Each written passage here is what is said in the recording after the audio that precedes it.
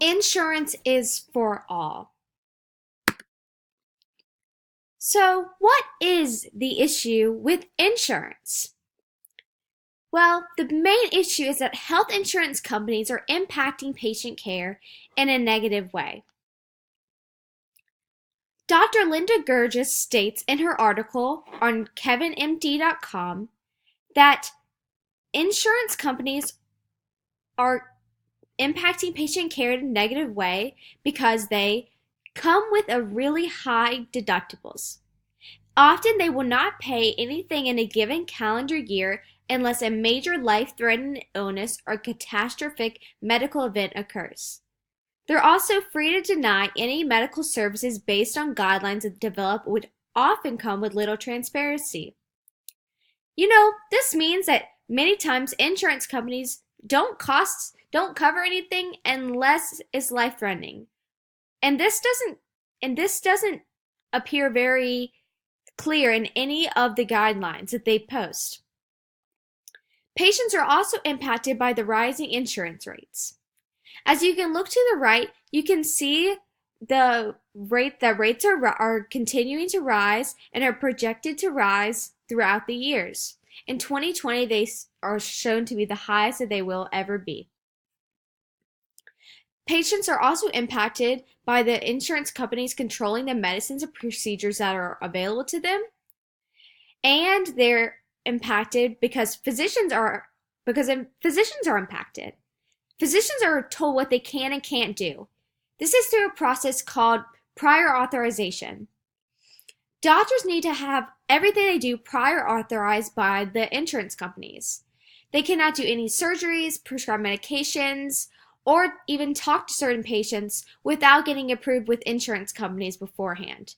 This really impacts their job and interferes with what they're doing. And this slows down many of their procedures and stalls many treatments. Well, what are some previous solutions that have been tried before? There has been catastrophic coverage.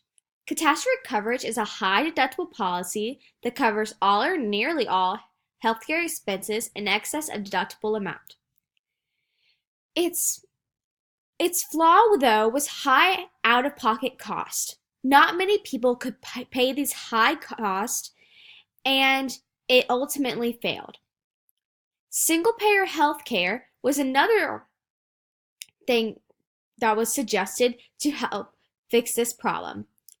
It's financed by taxes that covers the cost of essential healthcare for all residents, with costs covered by a single public system. What normally occurs is patients go through an insurance company, they pay a copay, and then the insurance companies pay the providers, doctors, for treatment. But with single-payer healthcare, patients pay taxes, which go to the government, and then the government pays the copay, which pay their copay, which pays for treatment to the providers. This really simplifies the whole system and can make things a lot simpler. But ultimately, many times, people don't like dealing with the government. So this system really often fails. I have a new solution of what may help this situation even more. My solution is to expand existing Medicaid and Medicare programs for those who cannot afford insurance rates by amending the Social Security Act that was put in place in 1935. Right now, Medicaid and Medicare is only available to a very small amount of people. By amending the Social Security Act, we would allow the Medicaid and Medicare Act to be available to more middle-class people, which would give more people access to health insurance. As you can see in this map to the right, you can see places that have adopted Medicaid systems and Medicare systems. These states would also need to adopt this new system of expanding the Medicaid and Medicare system. Another part of my solution is to manage the power between the doctors and the insurance companies. This would be extremely important because this would give the power back to the doctors and allow doctors to make their own educated decisions without interference from insurance companies. Is my plan feasible? Yes. It can be done by amending the Constitution.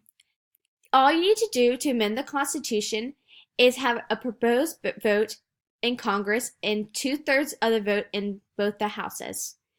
Then it needs to be ratified by the state. Or it can be proposed at an actual convention and then ratified by the state. Either or. You can see it on the chart to the right.